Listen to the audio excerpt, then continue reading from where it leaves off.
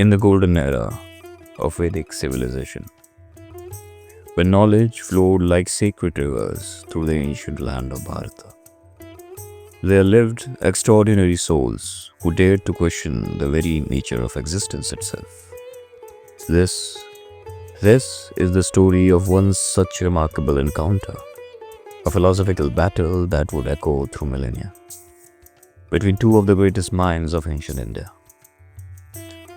Our tale unfolds in the magnificent kingdom of Videha, ruled by the philosopher king Janaka. In the city of Mithila, King Janaka was not merely a ruler but a seeker of truth, deeply versed in spiritual knowledge.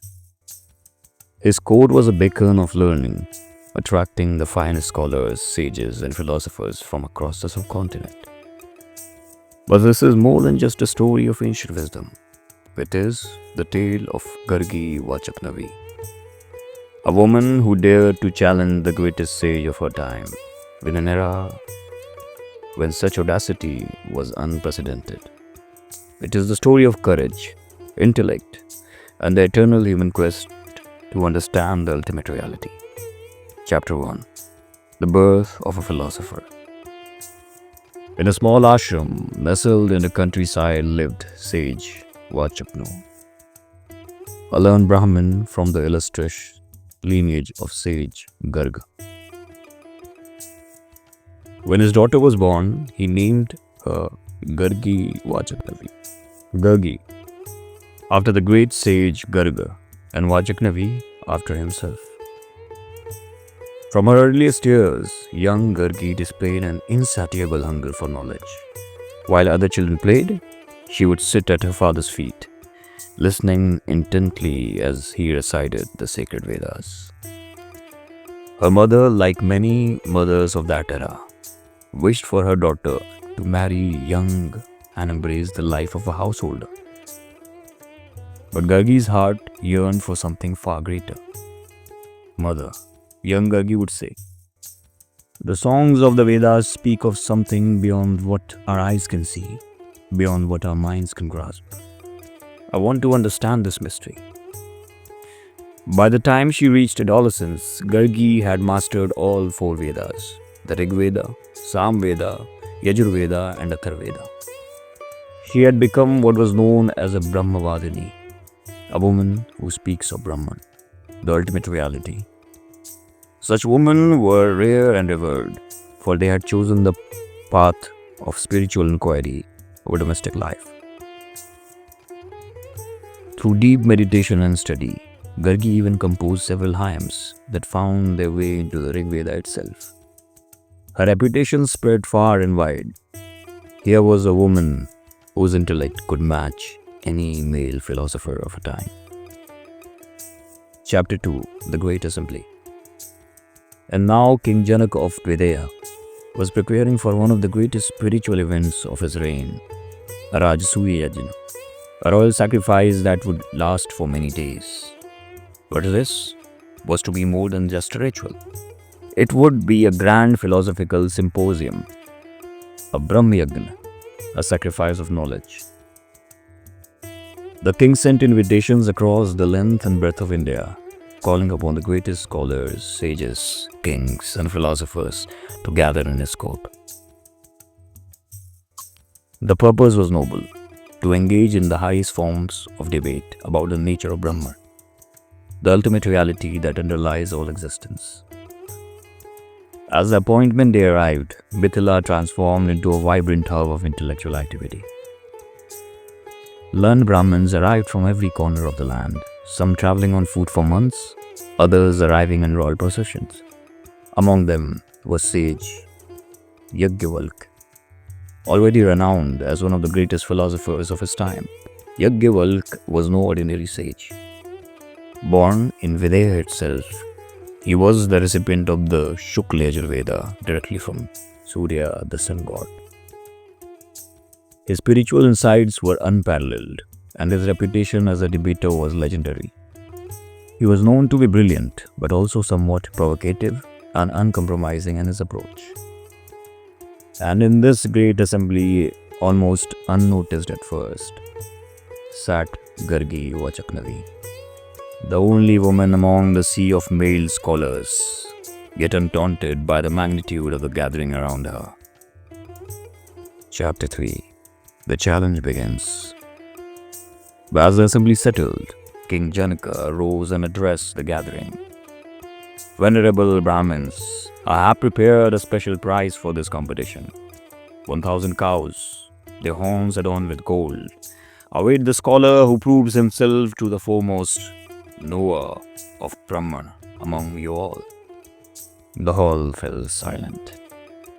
Such was the weight of this challenge that none dared immediately step forward. And to claim such a prize meant declaring oneself superior to every other learned person present. Then, with characteristic boldness, Yajnavalkya stood up. My dear students, Samastravas, he called to his disciple, please drive these cows to our ashram. The audacity of this act sent shockwaves through the assembly. Without even participating in the debate, Yajnavalkya had claimed the prize. The other Brahmins were outraged. One by one, they began to challenge him. First came Aswal, the chief priest of King Janaka, followed by other renowned scholars like Arthabhaga, Bhojiyu, and Ushastha. Each posed complex questions about the nature of the universe, the soul, and the ultimate reality. But Yajnavalkya answered each question with such profound wisdom and clarity that one by one his challengers fell silent. His knowledge seemed limitless, his understanding beyond question. As scholar after scholar were defeated, the assembly began to murmur. Would anyone be able to match this great sage? It was then that a clear, confident voice rang out across the hall. Oh Yajnavalkya, I too have questions for you. Every head turned. There, rising gracefully from her seat, was Gargi Vachaknavi. Chapter 4. The First Encounter. Yajnavalkya looked surprised. In all his years of debate, he had rarely been challenged by a woman. But he recognized the brilliance in Gargi's eyes and respectfully acknowledged her. Ask, O Gargi, he said with a slight bow. Gargi's first series of questions demonstrated her deep understanding of the hierarchical nature of existence. She began with the most fundamental question about the cosmos. Yajnavalkya, if all this universe is pervaded by water, tell me, what pervades water itself? Air pervades water, O Gargi, replied Yajnavalkya. And what pervades air? Gargi continued, like a master strategist, slowly building her case. The sky, O Gargi. Then what pervades the sky? The world of the Gandharvas. And the world of the Gandharvas? The world of the sun, O Gargi. The dialogue continued in this manner, with Gargi systematically working her way up through the hierarchy of existence. From the sun to the moon, from the moon to the stars, from the stars to the gods, from the gods to Indra, from Indra to Prajapati, and from Prajapati to the world of Brahman itself. With each answer, the assembly realized they were witnessing something extraordinary. Here was a woman whose understanding of cosmic principles matched that of the greatest sage of the time. Her questions were not random, but followed a profound philosophical logic, probing the very foundation of existence. But when Gargi asked about what lay beyond even the world of Brahman, Yajnavalkya's response was sharp and warning. Do not question too much, O Gargi, lest your head should fall off. You are questioning about a deity beyond which there should be no questions. Do not question too much, O Gargi. Recognizing the profound wisdom of this warning, Gargi gracefully fell silent. She understood that she had reached the ultimate boundary of rational inquiry. Chapter 5. The Second Challenge. But Gargi was not finished. After the scholars had attempted and failed to defeat Yajnavalkya, she rose again. This time her approach was different, more direct, more challenging. Venerable Brahmins, she announced to the assembly, I shall ask him two questions. If he can answer them, none of you will be able to defeat him in any argument concerning Brahman. The hall buzzed with anticipation. What questions could this remarkable woman pose that would serve as the ultimate test? Gargi continued.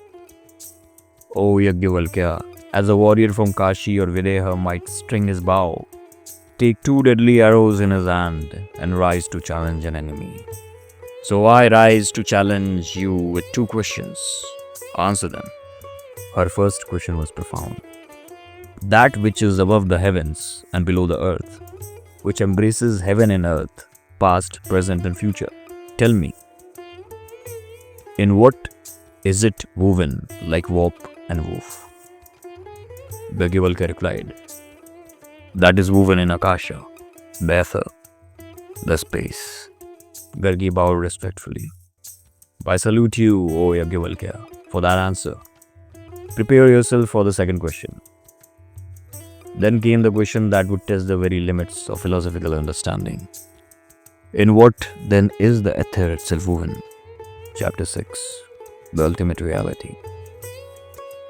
This was the moment where the entire assembly had been waiting for. What could possibly be the foundation of space itself? What is the ultimate ground of all existence? Yajnavalkya's answer was a culmination of Vedantic wisdom. O Gargi, the knowers of Brahman call this the Akshara, the imperishable. It is neither coarse nor fine, neither short nor long, neither red like fire nor fluid like water.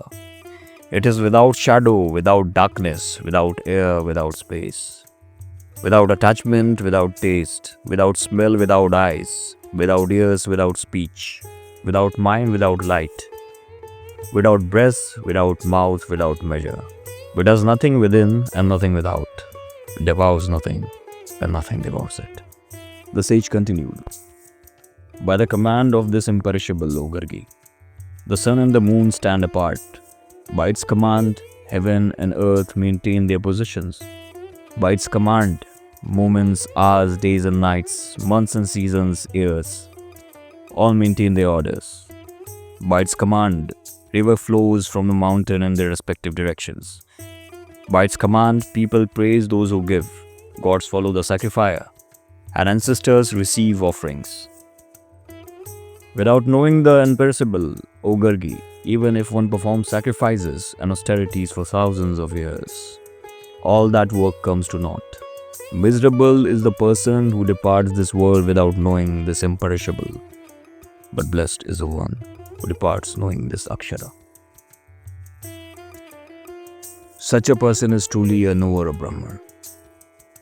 This Brahman is unseen, but is the seer, unheard, but is the hearer, unthought, but is the thinker, unknown, but is the knower.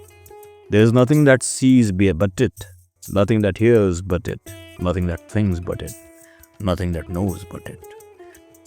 In this very imperishable O Gargi, the ether is woven like warp and woof. Closing. The victory of wisdom. As Yajnavalkya concluded his profound exposition, the entire assembly sat in stunned silence.